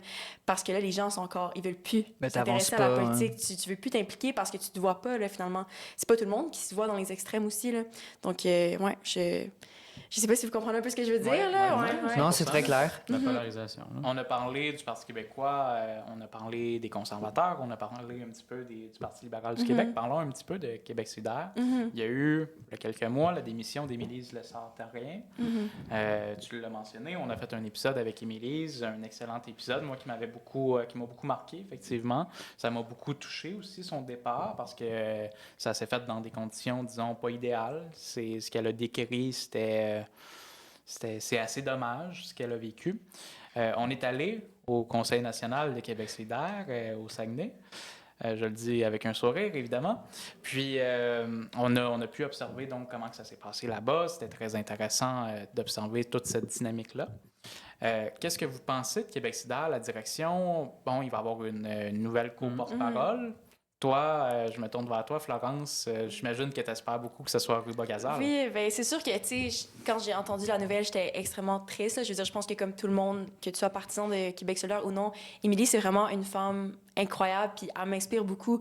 Puis je pense qu'à la base, ce que j'aimais, c'est que c'est une militante, tu sais, c'est vraiment quelqu'un qui voulait juste s'impliquer, qui voulait, tu sais, donner de son temps, puis c'est pas comme un homme d'affaires, tu sais, fait que c'est vraiment une femme incroyable, puis je la remercie vraiment si ça m'écoute là. Je la remercie de juste comme de s'être impliquée à Québec solidaire. Puis je pense que c'est sûr qu'il y a eu des petits défis à l'interne. Je sais pas trop ce qui s'est passé pour être honnête, mais j'espère que ça va se régler. Puis je pense qu'on peut juste aller mieux là. On peut juste apprendre de ça finalement. Fait que j'ai bien hâte là. Présentement c'est Christine Labrie qui est co-porte-parole par intérim. Je la remercie beaucoup. Elle est venue aussi au podcast là. Fait que c'est une femme que vraiment beaucoup d'éducation, qui s'implique beaucoup dans Sherbrooke. Donc, j'ai hâte de voir ce qui va se passer. C'est sûr que j'aimerais beaucoup que ce soit Ruba Gazal parce que, justement, là, récemment, elle est venue dans ma circonscription faire une activité sur l'indépendance. On a rassemblé des gens, discuté un peu avec eux. Fait que c'était des super belles discussions. Puis, je trouve ça le fun qu'elle fasse des tournées. Donc, j'ai hâte de voir. J'ai hâte de voir s'il y a d'autres gens aussi qui vont se présenter. Je sais pas trop, finalement. Fait que... C'est la seule candidate, hein, à date? Jusqu'à présent, oui. Ouais, jusqu'à présent, oui. Je pense que oui. Fait que... On est bien parti pour gagner. À date, je pense que oui. Peut-être qu'on va avoir d'autres. On lui souhaite bonne chance contre la chaise. Ouais, c'est ça. On sait jamais. Ouais. Ben, Je pense qu'elle va gagner. tu sais, de mon côté, j'avais fait l'épisode, puis c'est un épisode, comme j'ai dit, qui m'a beaucoup inspiré, puis j'ai été aussi attristé. Puis moi, tu sais, quand je pense à Mélise, évidemment, elles n'ont pas le même parcours, mais je trouve qu'elles ont vécu un peu la même situation avec, du côté du PQ, c'est Mégane Perry-Melançon, là. Je veux dire, elles sont tous les deux jeunes, puis elles ont tous les deux perdu leur circonscription en 2022. Ah. Puis c'est un enjeu qui est quand même assez profond. Je veux dire, t'es enraciné dans ton territoire de région, t'as comme toute ta vision un peu indépendantiste couplée justement à une vision régionaliste. Puis là, je veux dire, tu te retrouves un peu comme... C'est comme la défaite, puis là, ça fait mal, puis ça fait mal aux deux parties, là.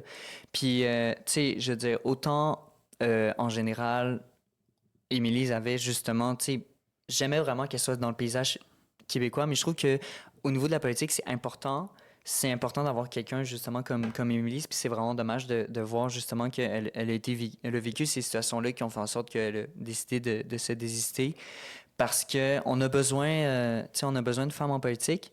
Mais on a surtout besoin de personnes comme Émilie qui portent un projet, mais qui le présentent d'une manière, je pense qu'honnêtement, ça faisait consensus là, dans la manière dont elle présentait. Elle allait jamais dans les clivages. Puis pour avoir parlé avec elle, elle était extrêmement sourcée sur sa vision. Puis tu sais, elle voulait le pays, puis elle en parlait. Elle assumait, puis elle en parlait sans malaise. Puis je trouve qu'elle incarnait bien cette affirmation-là qui se propage un peu dans l'environnement québécois que, je veux dire, on n'a plus honte, là. On n'a plus honte de dire à notre souper famille que, ouais, je suis indépendantiste, puis, je veux dire, c'est redevenu une fierté, puis elle incarnait vraiment bien le fait d'être fier, justement, d'être indépendantiste. Donc, je trouve que c'est une grande perte pour la politique en général, pour la représentation, évidemment, des femmes d'un volet plus féministe, puis en général pour le mouvement indépendantiste. Mais je pense que ça a comme forcé des discussions. Il y a eu comme une réflexion qui s'est prise à QS. Ça a évidemment fait réfléchir les élus. Les membres ont intervenu là-dessus, puis à voir au niveau de l'avenir. Mais on espère évidemment que, comme je veux dire, il y a eu des erreurs qui ont peut-être été notées des deux côtés autant que, je veux dire, comme j'étais pas là. Mais on espère vraiment que, tu sais, je veux dire, toutes les personnes qui vont se présenter, qui incarnent vraiment cette fraîcheur, un peu au mouvement d'indépendantiste, comme Émilie l'a incarné, vont bien se sentir, puis que cette situation-là va juste être comme une situation qui s'est produite, puis qui va plus se produire, parce que ça fait mal, honnêtement, de perdre, puis c'est pas comme si elle changeait de parti politique, elle a juste arrêté complètement, fait que de mon côté, c'est vraiment plus... Je trouve ça vraiment dommage, puis... Puis tu fais bien de souligner aussi la contribution de Mégane Perry-Mélançon, qui occupe le rôle de porte-parole du Parti québécois, qui est une jeune femme de région, effectivement. Donc, c'est quand même positif de l'avoir dans le mouvement indépendantiste. Toi, David... Nando, pardon. Nando, on est allé, comme je le disais, au Conseil national de QS. Qu'est-ce qu'on faisait là-bas? C'est une bonne question. Qu'est-ce qu'on faisait là-bas? Ah, ben, on est allé recueillir des commentaires. On fait des vox pop de temps en temps un peu partout. On s'est promené. Moi, j'avais jamais été dans un événement de QS, comme tout le monde le sait. Comme je l'ai déjà dit, là, je suis au PQ. Fait que j'essayais de juste être un spectateur. Là. Mais c'était intéressant de voir les différentes cultures partisanes aussi qui existent entre les partis. C'est très différent, là, un conseil national du PQ puis un conseil de QS. Là, j'ai vu ça beaucoup très différent. Très différent. C'est un choc culturel. Ouais, Oui, non, c'est le bon mot. Mais moi aussi, je le sens quand je suis allée au truc du PQ. c'est ça. Vraiment, quand ça du PQ, j'ai senti... C'est pas pareil. Ouais. Non. Ça crée beaucoup. On veut un pays. On veut un pays. Les applaudissements aussi, en tout cas. En tout, là, c'est un peu moins vrai, mais mettons, j'aurais dit ça il y a 3 ans, tout le monde aurait... C'est évident, mais c'est pas une critique, mais mettons, la quantité de jeunes qu'il y a dans un conseil du PQ puis de QS, c'est quand même très différent. Je pense qu'il y a beaucoup de militants plus âgés à QS. C'est tant mieux, ça fait de l'expérience. Mais ça aussi, c'était toute une dynamique différente. Là. J'imagine, en tout cas, peut-être c'était le même avant au Parti québécois, je sais pas trop comment ça marche. Là. Je pense que c'est pour ça aussi qu'ils ont créé l'Orel Jeunesse. Là, puis je pense que ça va les aider à comme donner de la place. Parce que les électeurs sont jeunes, il n'y a aucun doute. Puis le mouvement, il y a quand même une philosophie proche de ce que les jeunes pensent. Là, mais c'est ça. Il y avait tout un choc sur la différence, là, la façon que les gens s'habillent, mais la façon aussi que les gens votent, discutent. Font la fête ou pas après. C'est tout un... Puis, donc, on a fait des entrevues avec des personnalités, avec des militants là-bas. Mais plus globalement, qu'est-ce que Génération Oui? Est-ce que Génération Oui a sa place au Conseil national des partis politiques, au Conseil national, dans ce cas-ci, de Québec solidaire? Grande réflexion qu'on a dû mener. C'est pour ça que je t'appose. Ouais, ben... Je pense ça nous a forcé à nous poser une question organisationnelle, c'est-à-dire, on savait c'était quoi notre mission, on savait c'était quoi notre rôle. Je pense qu'on était assez sûr de ça. Je sais pas si on a tiré toutes les conclusions, mais notre but, c'est quand même d'encourager les discussions entre les formations politiques. Ben, pas les formations politiques, mais les divers courants indépendantistes. Ouais. C'est plus ça le concept. Puis on s'est rendu compte que quand on va dans ces événements-là, ben il y a des gens qui, au-delà des erreurs qu'on peut commettre, nous, là, dans notre présentation des faits, mais il y a des gens que ça peut choquer qu'on relaie des attaques partisanes de part et d'autre. Puis là, on s'est dit, là, on savait plus trop comment gérer ça. Fait que c'est toute une question à mener, une réflexion à mener sur est-ce qu'on veut que Génération Oui continue à faire des débats ou est-ce que notre mission, c'est simplement de montrer les bons coups, parce que ça pourrait être ça aussi. On pourrait juste toujours dire ce qui est constructif et positif, comme d'ailleurs Ruba l'a été dans ce conseil-là. Là, on posait des questions. Le premier conseil national qu'on est allé de Québec solidaire, j'y étais avec toi, Florence, j'y étais avec toi, David. Les discours, il y avait eu dans nos entrevues, quelques discours, quelques pointes vers le Parti québécois, mais il y avait des entrevues de militants et de députés de Québec solidaire qui avaient été très positifs et très rassembleurs, même sur la convergence indépendantiste. Puis on regardait les commentaires, Moi, j'ai fait l'exercice d'aller relire les commentaires après ce conseil national-là au Saguenay. Les gens, les péquistes, puis là, j'attaque pas les péquistes, j'en suis un péquiste. Il y a des péquistes qui disent ben là, les solidaires, ils parlent positivement du PQ juste pour avoir de l'air des anges, mais au fond, ils pensent pas vraiment ça, puis non. Fait que, tu sais, même quand des personnalités politiques de Québec solidaire disent des choses rassembleuses, ils tiennent des discours rassembleurs, ils se font quand même attaquer par le fait qu'ils ne tiennent pas leur vrai discours. Puis là, quand ils attaquent Québec solidaire, quand Québec solidaire attaque le Parti québécois, ils se font dénoncer à juste titre. Nous, moi puis toi, on était d'accord sur le fait que le discours de Gabriel Nadeau-Dubois, on l'endossait vraiment, mais vraiment pas du tout. On l'a mis en lumière justement pour que les gens puissent se faire leurs propres idées. Moi, personnellement, mon idée, c'est que j'aime beaucoup plus la façon de faire de la politique de Paul Saint-Pierre Plamondon, mais ça, c'est personnel. Après ça, les gens... même de Ruba, après, parce que quand il a posé la question à elle, qu'est-ce qu'elle pensait de ça, moi, je trouve qu'elle a eu la bonne réponse de dire, tu sais quoi, c'est pas sur ça que je veux parler, puis elle a été vraiment sur une construction positive de on veut faire l'indépendance pour ça. C'est sûrement la meilleure façon de faire.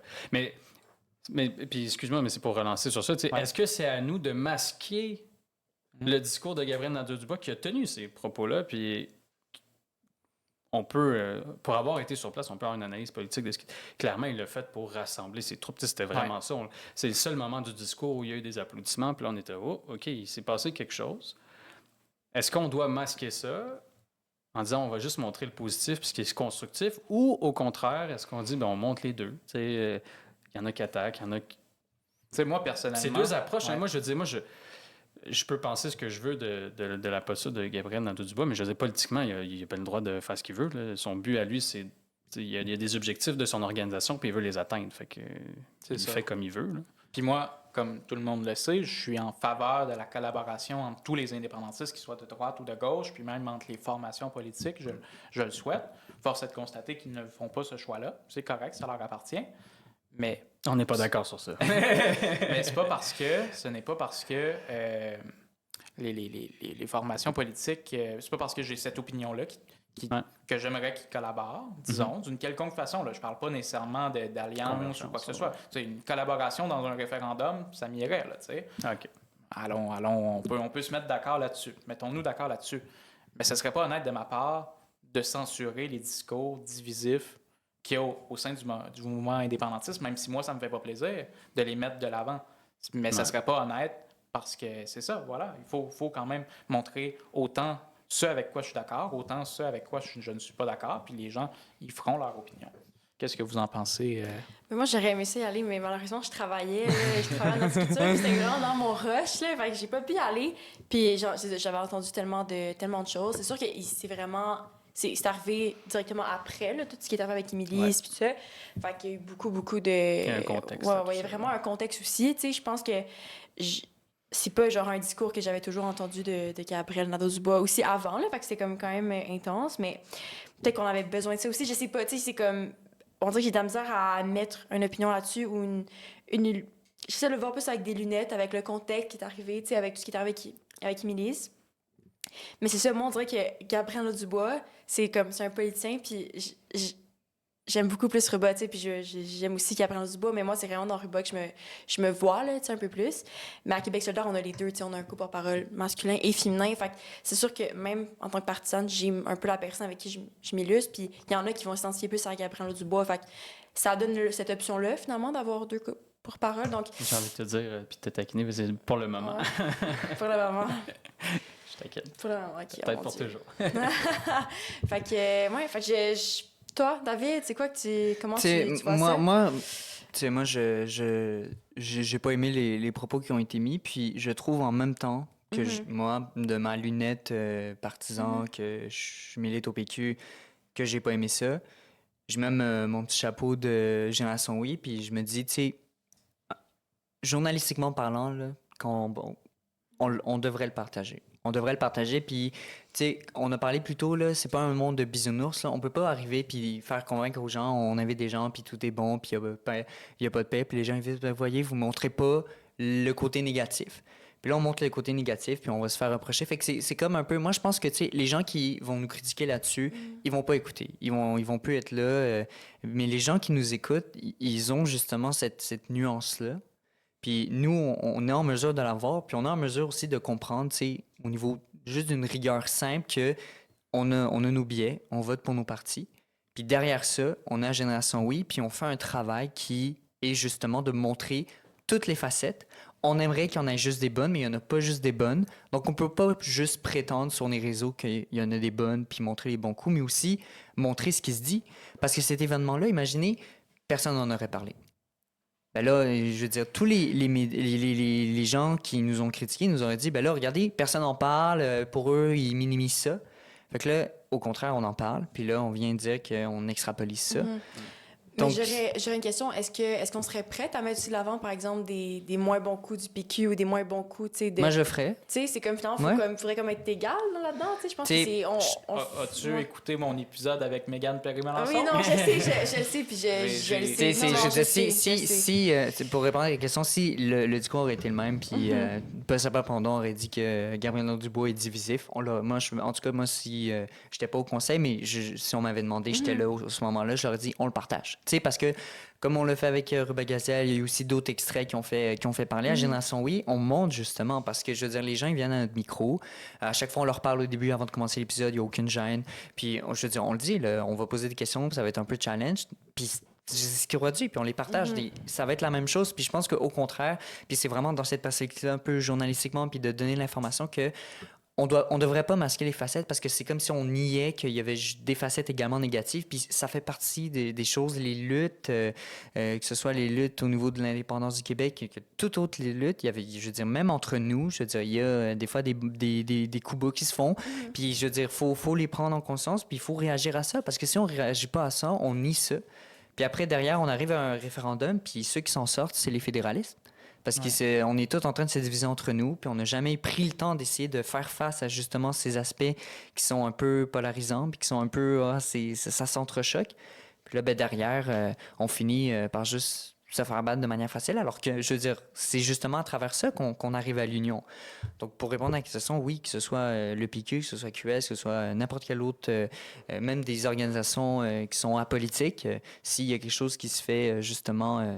de la part de n'importe quelle autre entité, on doit les partager. En tout cas, ça, c'est comme ça que je perçois la chose. Oui, absolument. Puis comme que tu l'as posé à ta question, Florence, est-ce qu'on est égal avec le PQ puis QS? Moi, sincèrement, j'essaie. Puis même quand on a des invités qui sont en dehors du PQ puis de QS, on a reçu aussi des gens du Bloc québécois, etc. Puis des gens qui ne sont pas dans les partis politiques. J'essaie vraiment de poser, tu le disais tantôt, de poser des questions, de gratter, d'aller au-delà de... Okay, c'est une très belle ligne ce que tu viens de me dire, puis je suis d'accord, mais si on va un petit peu plus loin puis qu'on va gratter un petit peu plus, c'est là que c'est intéressant. Puis c'est ce discours-là qu'on n'entend pas. Qu'on n'a pas la chance d'entendre ailleurs. Donc, moi, c'est ce que j'aime faire. Puis je le fais avec beaucoup d'amour et de bienveillance, autant avec le Parti québécois qu'avec Québec solidaire, qu'avec le Bloc québécois, qu'avec les Oui Québec, qu'avec tout le monde qui vient à notre micro. Il y a des questions, je ne vais pas poser que des questions complaisantes, que ce soit du PQ, de QS ou quoi que ce soit. Ça prend aussi des questions qui vont un petit peu plus dans le fond puis qui font challenger, si on veut, permettez-moi l'anglicisme.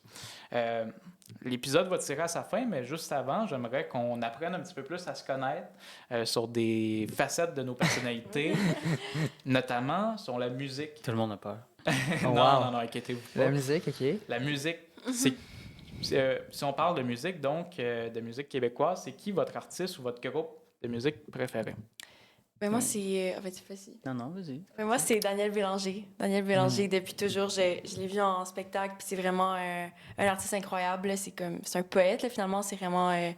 c'est Daniel Bélanger. Puis aussi, dans cette comme nouvelle vague d'artistes québécois, j'aime beaucoup Les Louanges, Hubert Lenoir. Pour moi, c'est comme des artistes incroyables. Fait que j'ai Rose aussi, que j'ai vu au Francophonie, qui était super. Je sais pas si c'est allé. Fait que non, il y a tellement d'artistes incroyables, mais Daniel Bélanger, là, c'est vraiment mon top 1. Très bon choix. Puis vous? Moi, j'ai eu à faire le show. On devait choisir 5 chansons là, pour la fête nationale. Et puis là, je fouillais. Dans ton travail, ça. Ah ouais, puis là, j'en voyais tellement. Là, impossible de choisir 5 chansons. Demandez-moi pas ça, je suis pas capable. Il y en a trop. Mais tu dirais, mettons, par époque, là, je mettrais Monique Lérac. Ça, c'est comme le vieux jeu, tu sais, mais j'adore. plus ou moins moderne, mais Manu Militari dans le rap, ça, très bien. Puis je mettrais Hubert Lenoir aussi. Dans les 5 dernières années, là, je dirais que c'est l'artiste que j'ai le plus aimé qui est sorti de la génération québécoise. J'adore ce qu'il fait. Tellement. Moi, j'aime beaucoup des artistes. J'ai pas des personnes que je connais pas, qui sont pas tant connues du grand public. Moi, évidemment, tu sais, je veux dire, les musiques de Biz, je me remets libéraux des libéraux malgré qu'ils ne sont plus au pouvoir.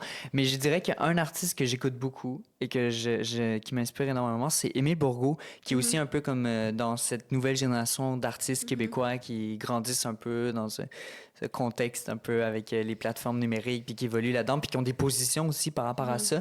Fait que je dirais vraiment Émile Bourgault, puis il y en a un dans le cadre à l'université que j'ai rencontré qui s'appelle Alphonse Bissaillon, qui est aussi très bon et qui vraiment fait partie d'un peu cette jeune génération d'artistes que j'aime beaucoup.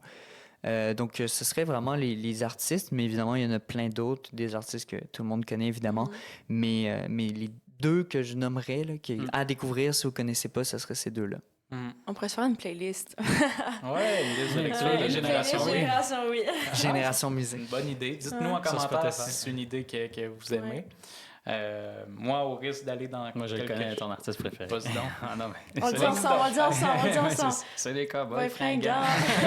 Absolument. Même si tout le monde les connaît, j'adore écouter leur album au complet, leurs chansons les plus connues comme les chansons les moins connues. J'aime apprendre, voir l'évolution de leurs personnages aussi parce qu'il y a tout un univers des Cowboys fringants. J'aime beaucoup, mais j'aime aussi dans la musique émergente Mon Doux Seigneur. Oui, qui est très, très bon. Je connais pas ça. Ah, c'est bon. Très bon, je te recommande. C'est vraiment bon. Ils ont beaucoup. Je m'excuse, mon doux Seigneur, je t'écoute en sortant. C'est un gars, c'est une fille? C'est un groupe. Puis on pourra, puis on pourra les mettre dans la liste de lecture de Génération Oui. Ouais. Si on parle de films, avez-vous un film québécois préféré? Moi, c'est Café de Flore, Crazy. C'est vraiment Jean-Marc Vallée, là, finalement. Lui aussi, la musique, c'est super important. Puis c'est comme 2 films. Café de Flore aussi, c'est qu'ils ont comme... c'est comme un peu avec les vies du passé. Puis il y a comme un côté français. Fait que c'est comme un film francophone. Fait que c'est que t'as comme 2 univers au Québec et en France. Fait que pour moi, c'est mon film préféré. C'est un peu spirituel. Pour moi, c'est un des plus beaux films, là. Puis Incendie aussi. Ah ouais. Incendie, ça me trottait dans la tête, je sais quoi. Incendie, c'est là, c'est dans mon top 3. Incendie. Tu sais, Crazy, c'est comme, j'aime ça l'écouter, mais Incendie, je pense. Incendie, Café de Flore, là, c'est mes top 2. Vous, c'est quoi? Ah non, mais quand j'ai vu Incendie, je suis resté bouleversé. C'est incroyable. Si vous n'avez pas vu Incendie. Quel homme, Denis Villeneuve. Honnêtement, là, on est chanceux de l'avoir. Là. Wow. Moi, je mettrais... là, c'est comme la musique, j'en ai peut-être 10 en tête, là, mais j'ai vraiment beaucoup aimé, mais c'est très personnel. Là. C'est pas le film est bon, là, mais La chute de l'Empire américain, là, j'ai adoré. Parce que, moi, j'ai étudié en philo, fait il y avait beaucoup de philo là-dedans. Je sais pas, je me reconnaissais dans... Ouais. Moi, j'aime énormément Mommy de Xavier Dolan. Je trouve que c'est un film qui embrasse énormément la culture québécoise de manière positive et de manière négative. Dorval, là, tu sais, quand même. Oui, quand même. Puis, tu sais, j'aime énormément aussi Antigone, c'est un film... Je trouve que j'ai trouvé ça m'a quand même bien... J'étais pas trop film québécois au début, là, quand j'ai commencé, mais j'ai commencé vraiment à m'en écouter, puis là, je vais souvent... Cinéma Beaubien pour en écouter. Donc, c'est vraiment mes deux films qui me sortent. Là, quand tu me demandes un film québécois, c'est ceux-là. Puis évidemment, Incendie, je l'ai vu. Je l'ai tellement adoré, mais c'est ça. Ouais, Incendie, un excellent film. Ouais. Je l'aurais nommé si... Tu ne l'avais pas déjà nommé, il faut que tu en choisisses un autre. Tout le monde, en tout cas. Ah oui, puis, c'est vraiment québécois. Aussi, du côté des comédies, on en fait des excellentes. Toute la série 1980... Il va en avoir un nouveau, là. Effectivement, il va y avoir 95. 95, Cool. Wow. C'est sûr qu'il va y avoir le référendum là-dedans. Quelle belle année. Je sais pas si on J'ai hâte de voir. J'ai hâte de voir si on en j'ai parle. pas J'ai même pas pensé à ça. Si c'est dedans, on l'invite. Il était indépendantiste, Ricardo Ah ouais? Traduit. Il dit dans le... Pas celui qui va sortir, mais l'autre d'avant, il dit... Il y a une petite référence à René Lévesque, que quand il se rend à l'ambassade du Canada, en Italie, il dit « Ah, j'ai toujours été indépendantiste, mais finalement, l'ambassade du Canada, il faut dire que quand même, elle avait de la classe. » Fait que... C'est sûr qu'il faut le connaître. OK. Ouais. Sur la liste, t'es là. Je sais pas Il si est c'est sur une la voix, mais liste. il est là. Il est sur la liste de nos invités, faut-il Ouais. le préciser. Oui, Pas sur ben- n'importe quelle liste. Écoutez, on va conclure. Attends, je Ouais. m'excuse, mais c'est parce que ça vaut trop la peine. J'ai tellement aimé ce film-là. J'ai vu ça l'an passé. C'est Vampire humaniste cherche victime consentante ou... Ouais, j'ai oublié ouais. C'est un long nom, c'est un long titre quand Ce même. film-là, c'est un Ouais. bijou. Je comprends pas comment c'est pas devenu genre un film Classique. ouais, mais c'est vraiment incroyable. Si vous l'avez pas vu, là, ça vaut tellement la peine. Là. L'ambiance, les gens qui ont travaillé au décor là-dedans, là, genre le film se passe la nuit pendant 1h30, puis je me suis juste rendu compte à la fin, j'étais comme merde depuis le début. Ils sont en pleine nuit là. Tellement les éclairages sont excellents, c'est toujours bien éclairé, c'est tout le temps nuit. En tout cas, c'est magnifique. Vraiment un beau travail qui a été fait dans ce film-là. L'actrice est géniale. Vraiment. Ouais, puis je veux aussi souligner Monia Chokri. Moi, là, le film, je peux saluer simple comme Sylvain, j'ai j'ai pas encore adoré.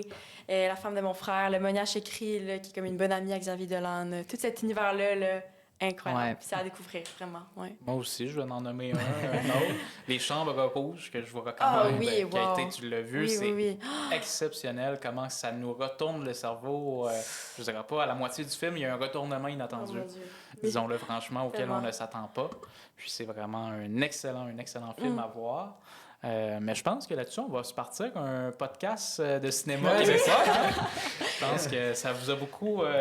T'avais-tu un dernier Ouais. film? Non, je suis bien Film, là, correct. tu sais, on regarde tout un film, puis après on entend Elvis parler. Gratton 2, C'est c'est vrai. C'est des bons films. C'est des bons films. Les boys, non. Là, tu viens de me donner encore plein d'idées, mais je vais m'arrêter là. Camping sauvage, ok, j'arrête. J'arrête.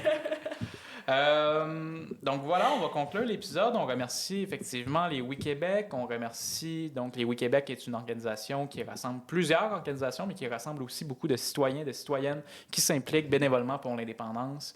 Les Oui Québec qui ont désormais un local. Si vous voulez vous impliquer, c'est simple. Allez sur leurs réseaux sociaux, vous allez retrouver des formulaires pour vous impliquer.